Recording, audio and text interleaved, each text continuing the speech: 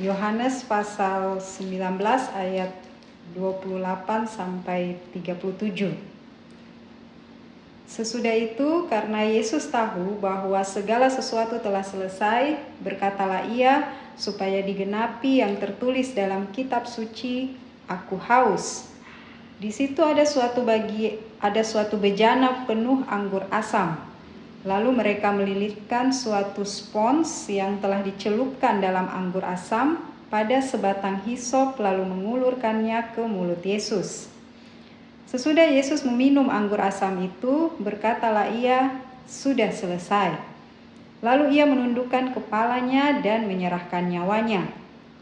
Karena hari itu hari persiapan dan supaya pada hari Sabat mayat-mayat itu tidak tinggal tergantung pada kayu salib, sebab Sabat itu hari yang besar, maka datanglah para pemuka Yahudi kepada Pilatus dan meminta kepadanya supaya kaki orang-orang itu dipatahkan dan mayat-mayatnya diturunkan. Lalu datanglah prajurit-prajurit dan mematahkan kaki orang yang pertama dan kaki orang yang lain yang disalibkan bersama-sama dengan Yesus. Tetapi ketika mereka sampai kepada Yesus dan melihat bahwa ia telah mati, mereka tidak mematahkan kakinya. Tetapi seorang dari antara prajurit itu menikam lambungnya dengan tombak dan segera mengalir keluar darah dan air. Orang yang melihat sendiri hal itu yang bersaksi dan kesaksiannya benar, dan ia tahu bahwa ia mengatakan kebenaran, supaya kamu juga percaya.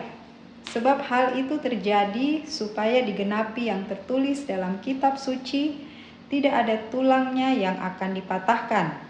Ada pula nas yang lain mengatakan, mereka akan memandang dia yang telah mereka tikam. Amin.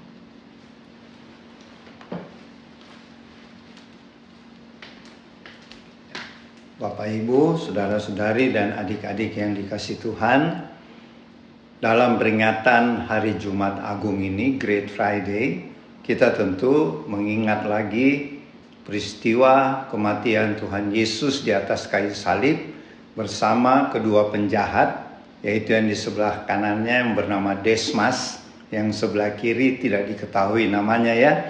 Dan pembacaan tadi menggambarkan beberapa hal waktu penyaliban Tuhan Yesus dan waktu dia mati. Dan kita tahu di saat terakhirnya dia merasa haus ya, sehingga dia berseru, "Aku haus," ya. Dan kemudian dia terakhir menyatakan sudah selesai. Tuhan Yesus menyatakan demikian di atas kayu salib karena tugasnya sebagai anak domba Allah, sebagai juru selamat manusia sudah tuntas dia kerjakan. Ya. Jadi Bapak Ibu, saudara-saudari, adik-adik yang dikasihi Tuhan, kematian Tuhan Yesus juru selamat dunia di atas kayu salib itulah yang menebus dosa-dosa seluruh umat manusia termasuk kita. Padahal sebenarnya kitalah yang harus disalib karena kita adalah orang-orang yang berdosa. Tetapi Tuhan Yesus mengadakan pergantian di atas kayu salib, ya. Dan di saat-saat terakhirnya setelah dia mati, Tuhan Yesus sudah wafat di atas kayu salib, tetapi pemuka-pemuka Yahudi, ahli-ahli Taurat, imam-imam meminta kepada Pilatus, karena waktu itu Pilatus adalah penguasa tertinggi, wakil dari kerajaan Roma di Israel. Mereka tidak mau hari Sabat. Besoknya kan hari Sabat ya. Jadi waktu Tuhan Yesus mati di kayu salib itu pada hari Jumat. Makanya disebut hari Jumat Agung ya. Tetapi mereka tahu pada jam 6 sore pada hari itu sudah memasuki hari Sabat. Jadi mereka tidak mau hari Sabat mereka dikotori oleh jenazah-jenazah ya, mayat-mayat di atas kayu salib. Sehingga pemuka-pemuka agama ini menghadap Pilatus meminta supaya mayat-mayat itu diturunkan dari kayu salib untuk dikuburkan ya. Jadi untuk memastikan bahwa yang disalib itu sudah benar-benar meninggal, salah satu kebiasaan tentara Romawi mematahkan tulang-tulang kaki dari orang-orang yang disalib. Kan pada waktu itu ada 3 orang ya, Tuhan Yesus di tengah-tengah, sebelah kanan si Desmas, dan sebelah kirinya penjahat yang tidak diketahui namanya. Prajurit-prajurit Roma datang mematahkan kaki-kaki mereka. Tetapi sampai kepada Tuhan Yesus, prajurit-prajurit Roma melihat Tuhan Yesus sudah mati. Jadi tidak perlu dipatahkan kakinya. Ini memenuhi nubuat yang tertulis di Perjanjian Lama bahwa tidak ada tulangnya juru selamat anak domba Allah yang akan dipatahkan. Terbukti ya, padahal secara peraturan tentara Romawi harus dipatahkan. 2 penjahat sudah, tapi sampai pada Tuhan Yesus tidak dipatahkan. Karena sudah mati. Dan juga melengkapi, memenuhi nubuat nabi-nabi di Perjanjian Lama. Dan kemudian si komandan prajurit Romawi ini, yang kemudian diketahui namanya Longinus, seorang perwira Romawi ya, centurion ya, yang bernama Longinus, dia mengambil tombaknya, dia menusuk lambung Tuhan Yesus untuk seperti konfirmasi betul-betul sudah mati ya. Itulah cara Romawi ya. Dia selain mematahkan kaki, si komandan perwira Romawi ini mengambil tombaknya yang terkenal kemudian di seluruh dunia, tombak Longinus ya. Tombak ini terkenal karena tombak inilah yang menusuk lambung Tuhan Yesus. Dan Longinus ini di umat Katolik dijadikan santo ya. Jadi namanya Santo Longinus.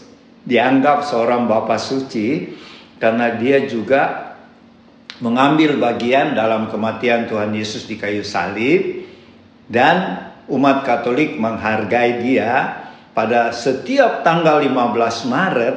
Jadi 2 minggu yang lalu umat Katolik sedunia merayakan Hari Santo Longinus, yaitu perwira yang menusuk lambungnya Tuhan Yesus ya. Dan tombaknya itu punya cerita tersendiri ya, berkeliling dunia tombak itu, dan banyak peristiwa-peristiwa ajaib terjadi ya. Nah inilah, karena Tuhan Yesus benar-benar Tuhan, sampai tombak yang menusuk lambungnya pun punya cerita tersendiri. Ada legendanya ya, tetapi terlalu panjang kalau mau diceritakan di sini. Yang jelas kematian Tuhan Yesus tentu sangat berarti bagi kita, umatnya, duta-duta Kristus di akhir zaman, bahwa kita sudah dianugerahkan hidup yang kekal. Semua dosa-dosa kita sudah diampuni oleh Tuhan Yesus lewat pengorbanannya di kayu salib. Jadi marilah kita menjalankan perintah Tuhan Yesus, yaitu amanat agung untuk memberitakan Injil Kristus. Apa itu Injil Kristus? Yaitu tentang kelahiran Tuhan Yesus di Bethlehem, masa kehidupannya dalam pelayanannya di dunia ini, waktu dia ada di dunia, dan juga berita kematiannya, kebangkitannya Tuhan Yesus. Itulah Injil Kristus yang kita sebagai duta-duta Kristus harus kabarkan kepada siapa saja, kapan saja, dan di mana saja. Untuk itu, sebelum kita memberitakan Injil, tentu kita harus mengintrospeksi diri kita. Kita harus hidup dalam kekudusan dan kebenaran, dan mau dipimpin oleh firman Tuhan dan Roh Kudus yang ada di dalam diri kita, sehingga kita akan menjadi duta-duta Kristus di akhir zaman yang penuh integrasi. Dan melalui kesaksian dan pelayanan kita, banyak jiwa-jiwa yang akan dimenangkan melalui karya Roh Kudus lewat kesaksian pelayanan kita. Semoga peringatan Jumat Agung ini menjadi satu pemicu buat kita untuk hidup kudus, hidup benar, dan tetap semangat untuk memberitakan Injil Kristus, melaksanakan amanat agung Tuhan Yesus. Demikianlah, Tuhan Yesus memberkati. Nanti Oma Palar yang lebih melengkapi. Terpujilah Anak Domba Allah Tuhan Yesus Kristus. Amin. Shalom teman-teman, kita jumpa lagi. Saya melanjutkan apa yang tadi Opa sudah bawakan. Firman yang kita baca hari ini mengenai bagaimana Tuhan Yesus disalibkan. Saya melihat untuk firman bacaan hari ini, melihat dari sisi Tuhan Yesus sebagai manusia 100%. Bagaimana Tuhan Yesus menghadapi kehidupannya yang Tuhan sudah tugaskan sejak Tuhan Yesus lahir di dunia sampai pada hari dia menerima tugasnya yang sangat mulia. Ya, saya katakan sangat mulia karena kita semua sudah tahu ceritanya. Saya melihat dari sudut pandang manusia Tuhan. Melihat keadaan itu, pertanyaan bagi kita, apakah kita bisa seperti Tuhan Yesus? Banyak hal yang kita bergaul dengan Tuhan, ada pujian, ada hati yang Tuhan inginkan kita seperti Tuhan Yesus, sebagai manusia juga. Dan ada perkataan, aku mau jadi seperti Tuhan Yesus. Apa yang kita katakan, apa yang kita ucapkan dari hati kita, aku mau jadi seperti Tuhan. Apakah itu hanya mengatakan suatu pujian? Pertanyaan. Ataukah memang kita sebagai manusia melihat Tuhan, kita mau seperti Tuhan. Kita kembali penciptaan, saya sedikit ke belakang saja, apa yang kita diciptakan. Sedikit saya angkat. Kita diciptakan segambar dengan Tuhan. Segambar, tidak ada kata fotokopi. Tuhan menciptakan kita dengan kuasa otoritasnya. Tidak ada sedikit, tidak ada kata seperti, tapi segambar. Ya, saya tidak dalam di situ, itu sudah kita mengerti Bapak Ibu. Tapi adakah di situ kita pertanyaan bagi kita, kalau segambar, apakah kita bisa sama dengan sifat pribadi Tuhan? Dari hasil, dari apa yang saya katakan ini, selama hidup saya, terutama dengan umur yang untuk saya termasuk dewasa, kita semua yang mungkin menonton firman hari ini dibacakan, mari kita sama-sama renungkan. Rohani kita menangkapnya itu sebagai rohani dewasa. Saya mau katakan dengan hasil yang saya dapat dari kehidupan saya berkeluarga juga sekeluarga, saya coba menjadi seperti Tuhan. Menjadi yang kata segambar. Kalau segambar di situ ada pribadi, ada karakter Tuhan. Dan apa yang Tuhan buat selama hidup di dunia, apakah juga pertanyaan itu, apakah bisa? Bapak Ibu, teman-teman di rumah, saya katakan hasil perenungan saya dan keluarga mencoba untuk mencontohi itu. Tetapi mencontohi itu saya renungkan,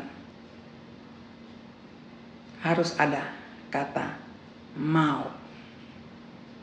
Waktu kata mau, iya Tuhan, aku mau jadi seperti Tuhan. Karena mengingat apa yang kita baca hari ini. itu bukan biasa kalau kita renungkan Bapak Ibu. Itu manusia 100%. Tidak ada di situ dia sebagai Tuhan dan bisa itu. Tetapi waktu Tuhan Yesus mati atau meninggal, semua kehidupannya adalah 100% manusia. Mari Bapak Ibu kita renungkan satu demi satu apa yang Tuhan hadapi sebagai manusia, kenyataan dia melakukan tugas. Di situ saya tidak bisa ucapkan karena terlalu berat untuk dipikirkan. Saya coba mengerti dengan saya melakukan seperti Tuhan. Saya mau katakan Bapak Ibu itu sangat berat. Sangat berat. Ya, kita tahu ceritanya sebelum Tuhan Yesus menghadapi ini. Bagaimana yang pertama manusianya menahan itu. Keringatnya seperti darah. Ya, itu juga sudah dalam penyidikan. Itu benar terjadi secara kedokteran, medis.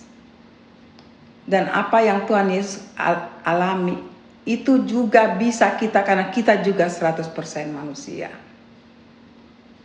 Tapi kekuatan Tuhan Yesus dalam firman katakan, kekuatan itu tidak kita miliki. Sulit bukan tidak. Dan kita mau. Ya, kita mau. Yang saya sangat menghormati. Tuhan Yesus berkorban untuk kita. Saya renungkan dalam-dalam di situ Bapak Ibu. Tidak gampang. Kita mengorbankan, Tuhan mengorbankan dirinya. Bukan satu orang, seluruh isi bumi ini. Ya. Bukan saja ciptaannya sebagai anak Tuhan, tidak. Seluruh manusia, betapa beratnya Bapak Ibu. Kita kadang-kadang untuk anak kita, mari kita renungkan. Sungguh berat. Karena kita dengan anak adalah hubungan. Ya, hubungan anak, kita dengan suami, hubungan sebagai suami dan istri. Itu saja saya coba praktekkan. Itu sulitnya minta ampun. Tetapi karena kita dengan Tuhan, kita mampu. Saya berusaha praktekkan itu. Kalau kita manusia sendiri tidak bisa Bapak Ibu. Tapi saya coba renungkan apa yang Tuhan buat. Dan kita tahu Tuhan sudah katakan saya duluan. Saya katakan saya coba karena saya tahu itu susah. Tapi saya coba pakai itu. Saya minta. Dan itu Tuhan sempurnakan. Tapi kadang-kadang untuk keluarga saja. Untuk orang lain kita dalam praktek itu sulit sekali di luar keluarga. Karena kita manusia. Ya. Saya katakan, bukan saya mengatakan itu sulit dan kita tidak bisa lakukan. Tetapi kalau kita mau, kita berusaha untuk kita coba. Karena titik di situ yang katakan kita coba, di situ yang Tuhan nilai. Ya. Kalau kita coba mau mengambil kekuatan untuk mempraktekkan, ya bisa juga ya cara berpikir kita pada Tuhan. Tapi mari kita katakan coba. Karena kita merenungkan apa yang Tuhan bawakan, lakukan pada hari ini. Dan saya kembali katakan berat. Tapi waktu kita minta Tuhan, Tuhan menyempurnakan apa yang berat.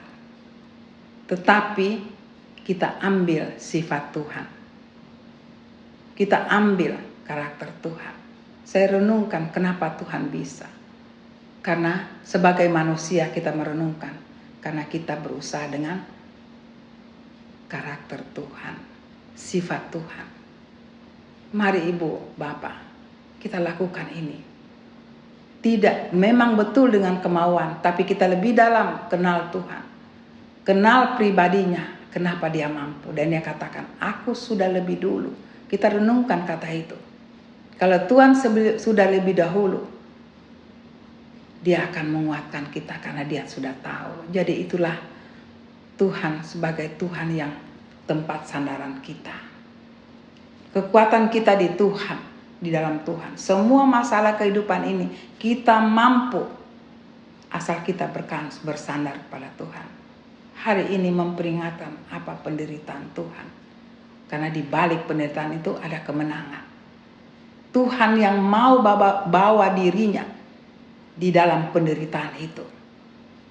Dan kalau sekali lagi kalau kita renungkan, Bapak Ibu, itu berat. Saya katakan berulang, itu berat. Sangat-sangat berat. Tetapi kita bisa menang karena Tuhan yang menyempurnakan. Menjadi kita bisa lulus dengan hal-hal yang kita tidak mampu. Itulah Tuhan. Kalau kita merenungkan ini, bukan saja penderitaan yang hanya sebagian ini atau bagian ini, tidak, seluruh kehidupan kita bisa kita lalui asal bersama Tuhan. Tidak ada kata tidak mampu. Di dalam Tuhan semua mampu. Semua mampu. Saya sekeluarga coba menerapkan ini. Tidak ada kata yang tidak selesai di dalam Tuhan. Karena kita tahu Dia sudah selesaikan seluruh kehidupan sebagai manusia 100% itu di atas kayu salib. Di kayu salib itu ada penderitaan, ada tangisan. Tetapi di dalam penderitaan itu juga nampak di situ, di dalam tangisan ya, ada air mata, ada penderitaan, ada darah yang mengucur. Tetapi di situ juga ada kemuliaan Tuhan.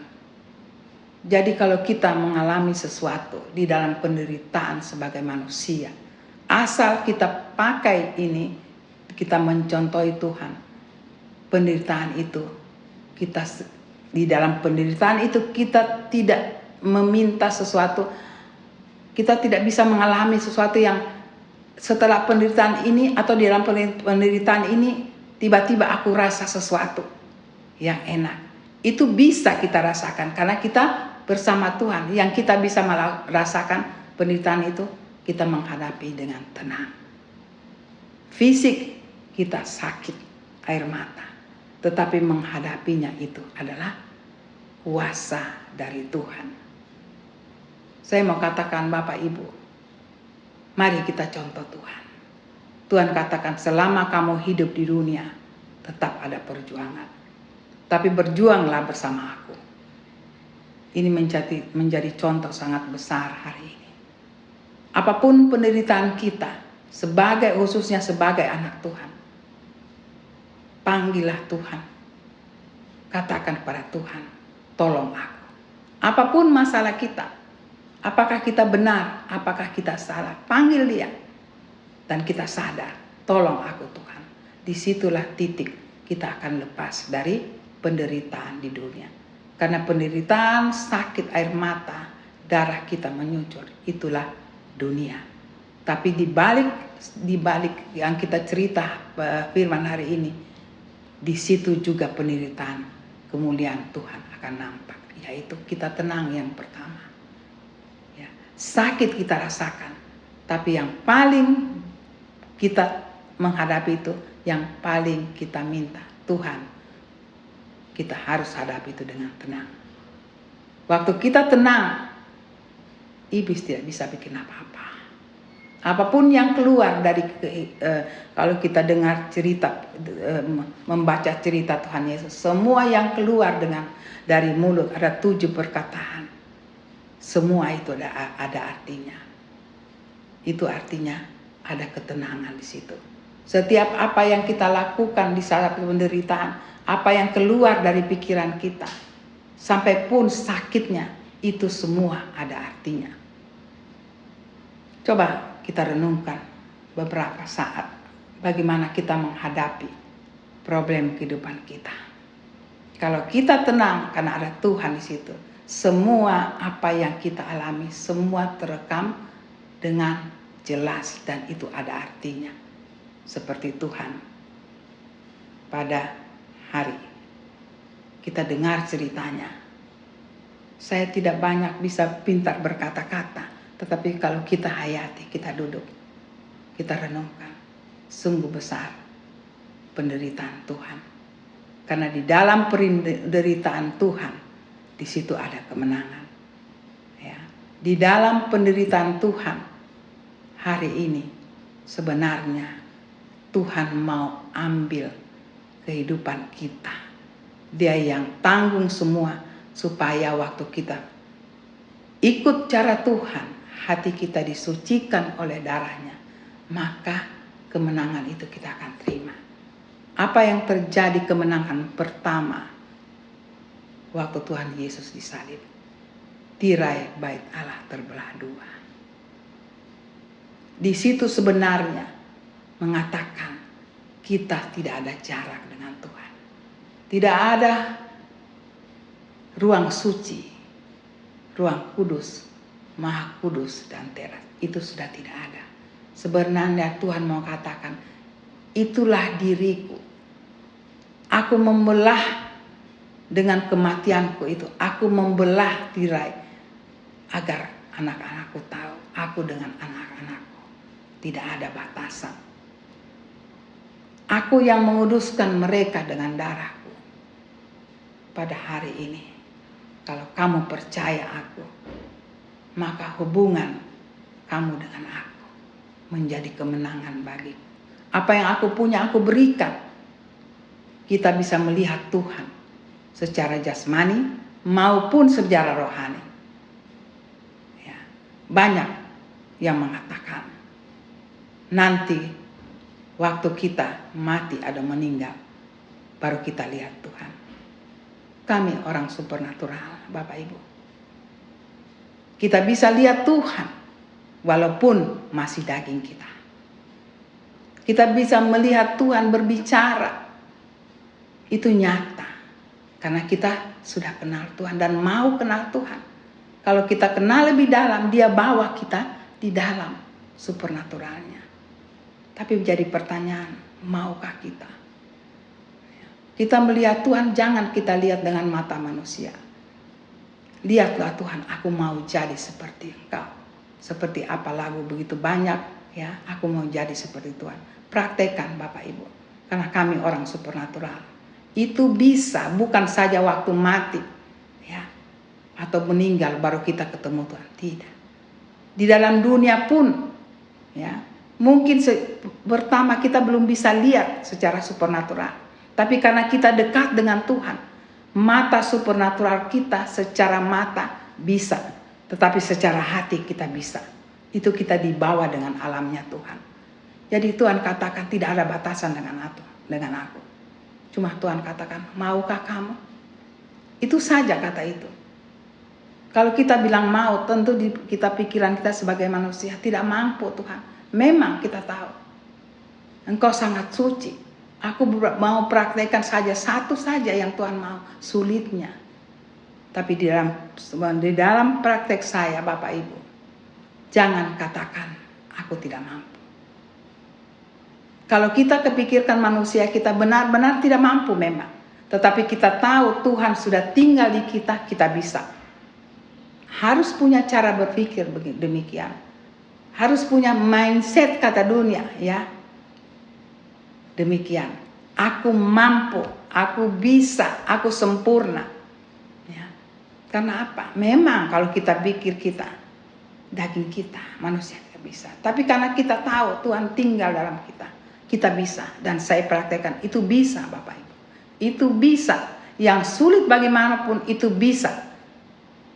Tidak ada kata bilang tidak bisa. Itu bisa, semua bisa. Cuma satu yang kita tidak bisa. Yang banyak orang bilang Tuhan itu misteri untuk manusia. Tidak ada misteri untuk anak Tuhan. Anak Tuhan tidak ada misteri dalam segala hal. Kecuali satu. Waktu dan hukum. Itu misteri. Saya sekeluarga coba ini. Semua jawaban ada.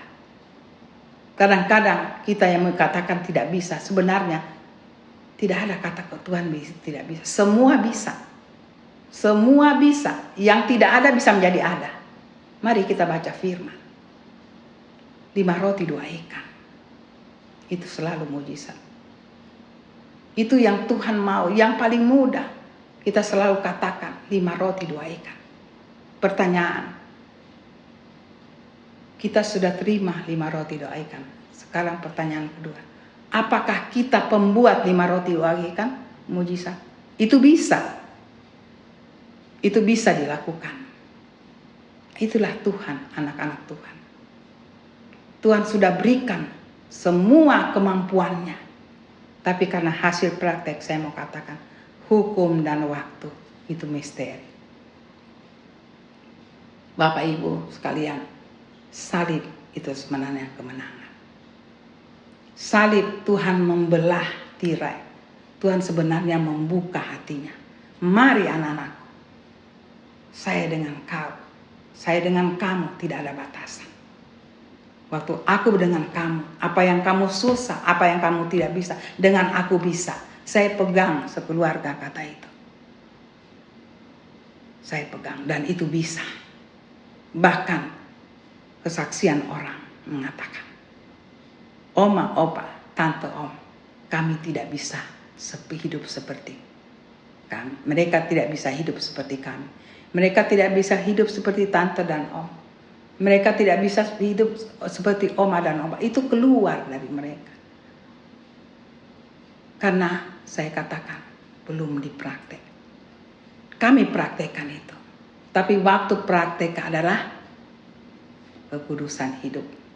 Kekudusan hidup itu Tuhan ada. Kadang-kadang kita belajar Tuhan. Kata kekudusan, kita melihat tahap-tahapan yang Tuhan ingin. Ada orang yang langsung mempraktekkan kekudusan karena di situ ada rambu, ada karakter, tergantung yang mana. Tetapi kunci kita dengan Tuhan, belajarlah pribadinya, yaitu kekudusan pertama. Dan tahu karakter Tuhan, itu disimpulkan menjadi satu. Bapak Ibu, taulah pribadi Tuhan. Saya ajak berusaha tahu pribadi Tuhan. Di situ kunci. Semua apa yang kita tidak mampu, Tuhan mampukan karena kita sudah kenal pribadinya. Waktu pribadinya kita tahu tahapan yang Tuhan inginkan dalam kehidupan kita hari demi hari. Kadang-kadang kita bertanya, Tuhan maunya apa Tuhan? Tapi kalau kita terapkan ini, memang ada komunikasi, tapi kita langsung tahu karena kita selalu dengan Tuhan, kita tahu pribadinya. Maka semua apa yang Tuhan inginkan itu keluar dari kita. Jadi saya tidak panjang pada hari ini. Bawalah pengorbanan salib Tuhan Yesus hari ini menjadi juga contoh bagi kita untuk ikut cara Tuhan. Kita berani berkorban demi orang lain. Kita berani berkorban di dalam segi kehidupan kita, pelayanan kita, keluarga kita, dimanapun komunitas kita. Pakai cara ini. Aku mau berkorban seperti Tuhan demi orang lain. Demi yang paling pertama dipraktekkan adalah di dalam keluarga. Kalau keluarga kita bisa, bukan sempurnanya, tapi cara berpikir yang Tuhan mau. Kalau kita sudah lakukan, saya percaya tidak mampu. Tapi kita tahu cara berpikir kita, Tuhan mau, Tuhan itu siapa. Tuhan yang kita tidak mampu, Tuhan yang datang sempurnakan. Percaya Bapak Ibu. Karena kami orang supernatural. Sudah praktekkan. Kami kalau lakukan karunia supernatural, kami harus dulu melakukan supaya supernatural itu ada. Kami tidak bisa melakukan, ada talenta yang Tuhan berikan, tapi dia lebih daripada talenta itu digandakan, harus ada prakteknya. Ya, di si praktek itulah cara hidup kita. Cara hidup kita dengan Tuhan, disitulah supernatural ada. Saya katakan ini, itu bisa Bapak Ibu. Ya, karena Tuhan sudah duluan. Jadi Tuhan itu tahu hati kita, tahu pribadi kita, tahu langkah apa yang dia tahu semuanya. Mari Bapak Ibu, firman hari ini menjadi kekuatan yang luar biasa. Saya tidak tambah yang kecil. Opa tadi sudah katakan, ya, saya cuma melengkapi karakter Tuhan. Saya belajar firman hari ini. Firman adalah karakter Tuhan. Kenapa ya? Mari kita renungkan. Kenapa Tuhan bisa? Masa Tuhan katakan aku diciptakan segambar dan aku tidak bisa? Itu membuat saya sedikit merenungkan. Aku bisa, saya katakan bisa. Karena Tuhan menciptakan kita segambar. Cuma kekuatan yang kita belajar, kita ambil dari Tuhan. Kekuatan itu kita letakkan di dalam hidup kita. Bahkan kalau kita sudah pikir demikian, bahkan lebih radikal, Tuhan sudah hidup dalam kita, bukan lagi hati kita, bukan lagi tubuh kita. Semua kita selalu tubuh dan darahnya.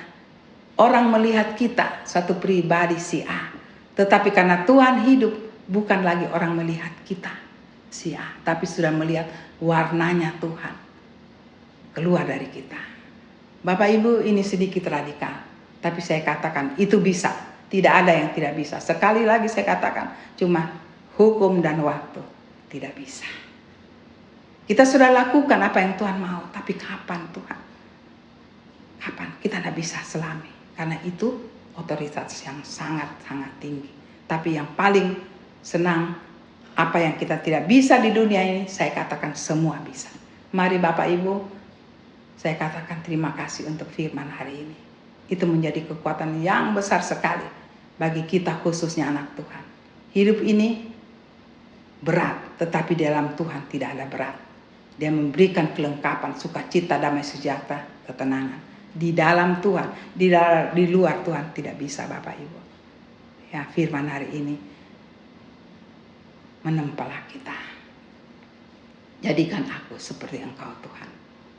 Berkorban, menumpahkan darah sekalipun, tapi Engkau mau demi kemenangan kita. Tuhan memberkati, sampai jumpa lagi. Maranatha. Amin.